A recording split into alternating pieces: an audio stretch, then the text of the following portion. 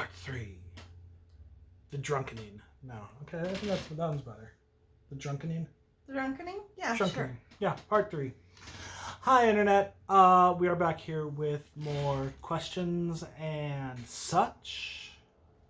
Some of the questions we have. Where is it going to be? Oh, yes, here we are. What are you all's least favorite Star Trek season and Star Wars movie? Man, why didn't you tell me this sooner?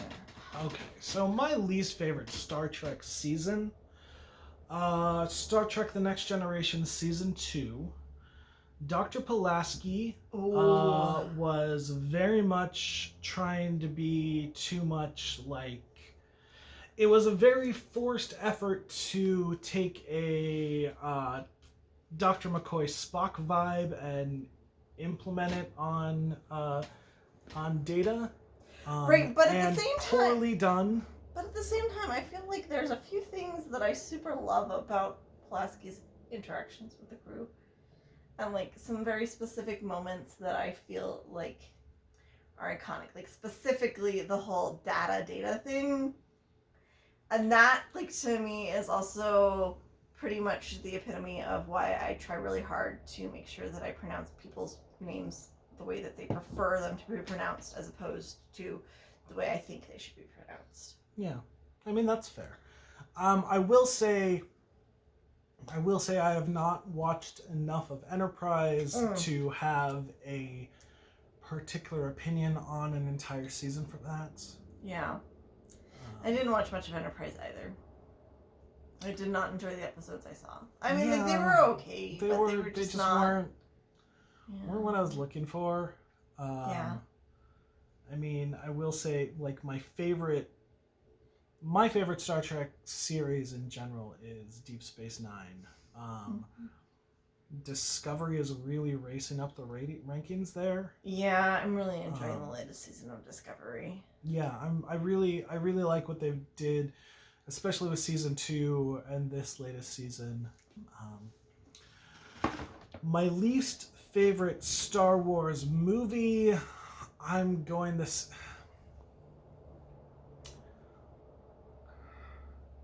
say Solo, because, like, there were so many good things they could have done with that movie, and they just didn't. I'm always going to be disappointed that they changed the history of how Chewbacca and Han Solo met. And by disappointed, I mean I will be bitter about it for the rest of my days. And I will never forgive Disney for that. Other than that, I would say...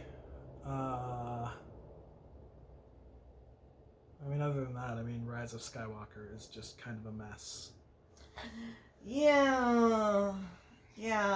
Like, trying to do too many things and... Well, I mean, it was just trying... well. It's like it was trying to wipe out the previous movie, The Last Jedi, right? That was yeah. Yeah. I don't know. And I don't really like... There were certain things in The Last Jedi I really didn't like, and I wish... Honestly, I wish that the sequel movies that they had... They needed a coherent through line. Yeah, they needed a coherent through line, and I don't think that they did that. And it should have been one person writing or directing all of them in a through line and creating a cohesive piece, and it wasn't. So it's really frustrating, because there were things I liked about The Last Jedi, there were things I liked about The Rise of Skywalker. They tried to cancel each other out in different ways, so it was just really awkward. I feel like the problem in general for both of those movies is that there were storyline threads laid out in The Force Awakens that just got ignored. Yeah, I mean, that, and again, that goes back to that whole the through line. Whoever did The Force Awakens, like, it should have been a continuation instead of like, oh, let's try this other person, because I think that's what happened, right? They had J.J. Abrams do The Force Awakens, and then somebody else do Rian Johnson. Rian Johnson. Just like I like stuff Rian Johnson's done, but I think it's hard to go from one director to another, and then without a set script to begin with. Like if you don't have that, like this is what we're doing, you can direct it. Plus, this is what we're doing. Like plus the storyline in The Last Jedi where Daniel Craig comes in to solve the murder, and he's got this weird southern accent that nobody knows. That was Knives Out. That was Knives Out. It wasn't related to Star Wars at all. But because Chris Evans with the lightsaber. Nope. Sorry. That might have made a better movie. Sorry, what was the question again? What is your least favorite season of Star Trek and Star Wars movies? My least... Okay, you know what? That's really hard to pick. Specifically, and again, without, like, being able to go through. There was definitely some,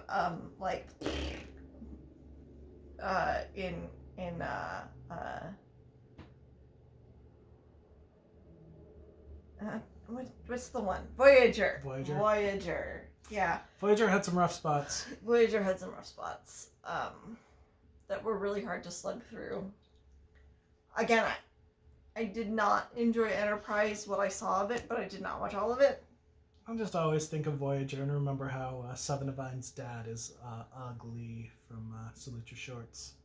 Really? Oh my god, I didn't know that. Yeah, there's like a flashback episode where we see her as a little girl and how she got to the Delta Quadrant or whatever. Uh-huh. And her dad is played by Ugg.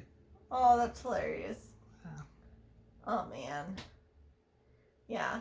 Overall, I enjoyed Next Generation. I enjoyed DS9 from what all of the things that I've seen of it. I don't know that I've seen 100% of DS9. I was actually trying to work through it during the pandemic, and I haven't yet. So maybe we should go back to that at some point. I watched a lot of Voyager. Enterprise I could not get into. Discovery I have loved.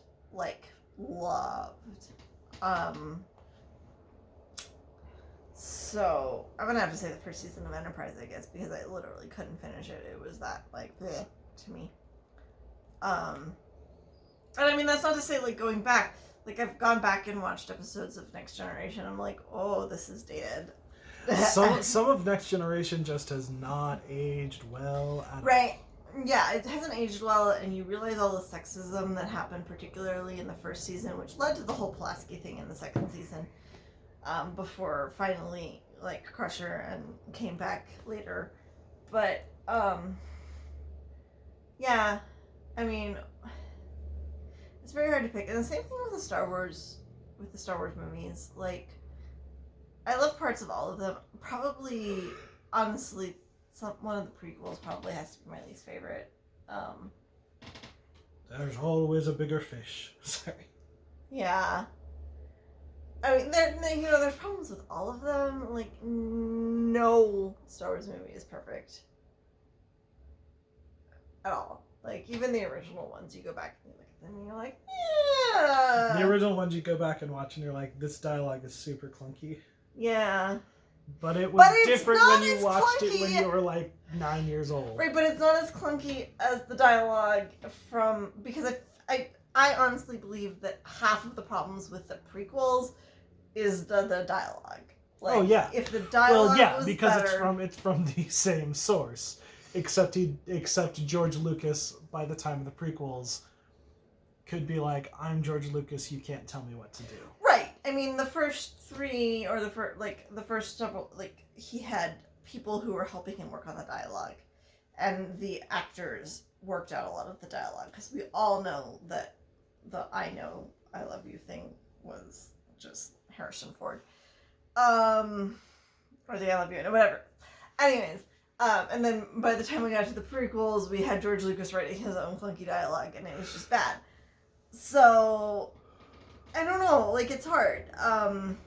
It's hard to pick a bad movie because all of them have things that all of them have faults that I find lacking in them. So I mean that's fair.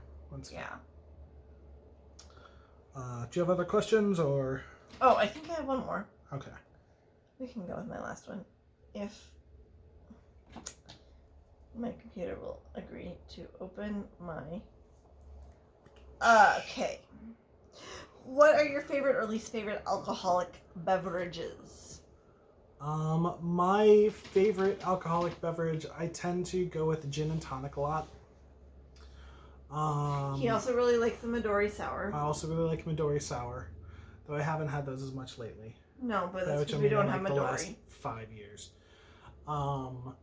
I least favorite absinthe is not my favorite of anything. No. I'm also not a wine person. I'm Or a a winey beer person. or a beer person. But yeah, no. What about you? I mean, I enjoy wine and beer and absinthe and all of the things that he doesn't. Or they don't, yeah. Currently, like, whiskey is my favorite, currently. Like, bourbon, not whiskey, actually. No, bourbon is my favorite, not whiskey. I don't always like the peatiness of whiskey. Or scotch. Yeah, scotch. Don't like the peatiness of scotch. I prefer bourbon. Like a nice Manhattan or a whiskey sour. Or what's the thing that I like? Is it a Manhattan sour or New York sour? New York sour. Is it called a... Anyways, it's this thing where you make a whiskey sour and then you float like a red wine on top of it. That is the bomb. New York sour, yes. New York sour. Okay. That I really love. I do like a good gin and tonic. I recently have discovered I like vodka martinis to a certain degree. I do not like, unless they have olives. Olives are right out. Like, right out. Just cut it out. Product of the 90s. Now we're gonna get sued by Dave Coulier.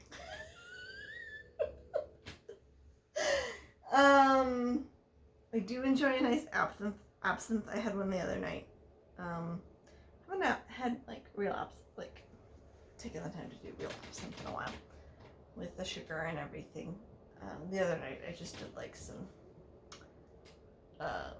absinthe and syrup and water. But it's been a while since I've done like the real thing.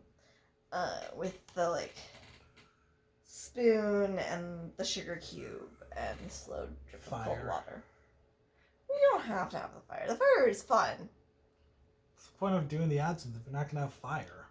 I guess you have a point. My least favorite alcohol, IPAs. I hate IPAs specifically. Like, something about them. I just do not like the hoppiness. I do not like IPAs.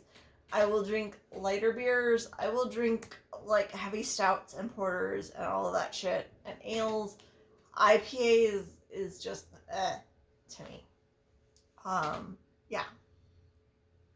And even with alcohol, like there's not a lot of things that I haven't found a way to enjoy the flavors of. So yeah. You are a lot more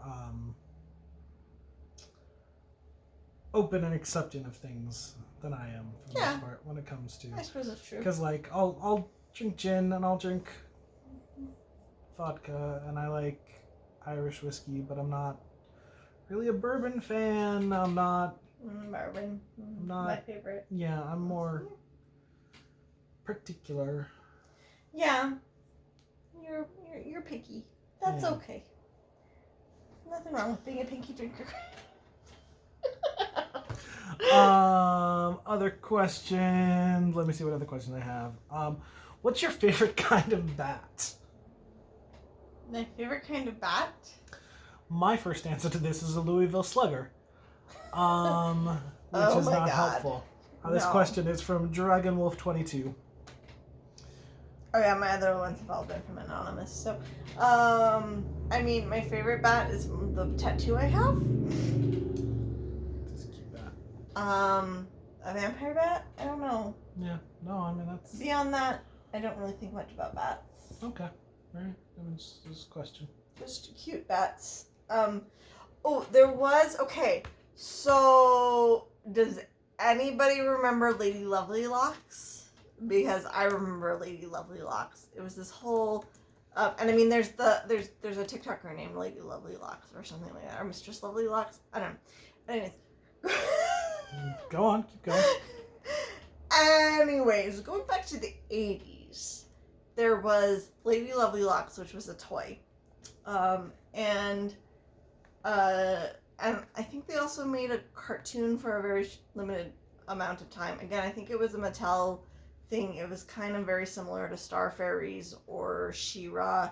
There's Lady Lovely Locks, and I had these dolls, and they had little, and I still have some of them, actually. I literally still own some of I don't own the dolls, because I think they all, heads broke off and fell apart, and I probably got rid of them, or my mom probably still has them in a bin somewhere. I wouldn't be surprised. Anyways, I know I still have some of the hair clips, but Lady Lovely Locks had these, like, clip-in hair things that you could, like, and they had little, like, squirrels and little birds and shit, and they were, like, bright-colored hair, and you could, like, clip them into your own hair, which is totally why I love bright hair as an adult.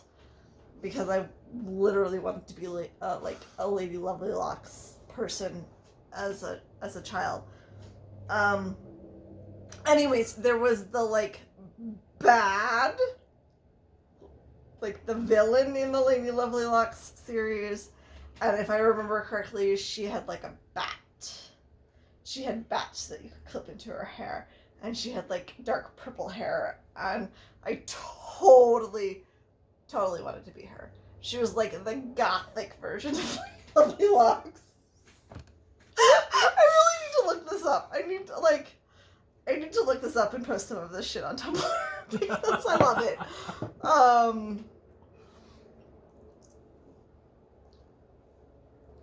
But yeah, what was the question? I don't remember where I got off of this tangent about Lady Lovely Locks. The question was, what's your favorite kind of bat? Oh, right, because the villain from Lady Lovely Locks had this whole bat like aesthetic, and so that was where I was going with that. It was an American animated series.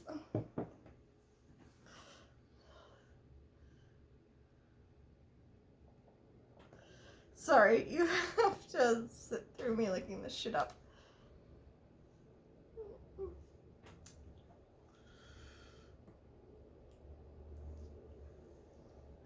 Yeah, because I used to have, like, I totally had, I had Lady Lovely Locks, and I had this doll right here, who was one of her friends. Hold on. I had Lady Lovely Locks. Let me bring up a picture of Lady Lovely Locks. I've never heard of this, I don't think. I had Lady Lovely Locks, and I had her friend with the red hair. I always wanted the fucking villain girl. This was the villain. Oh, I would really like to point out, importantly, how much the villain doll has the bi-pride colors.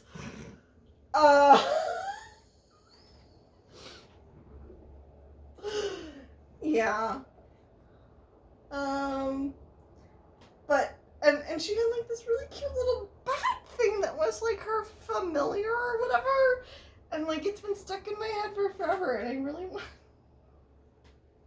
Alright, I feel like we can cut this video because we're almost at 20 we're minutes. good. That wraps up this video. We will be back later. We'll be back later with the Glockenspiel song.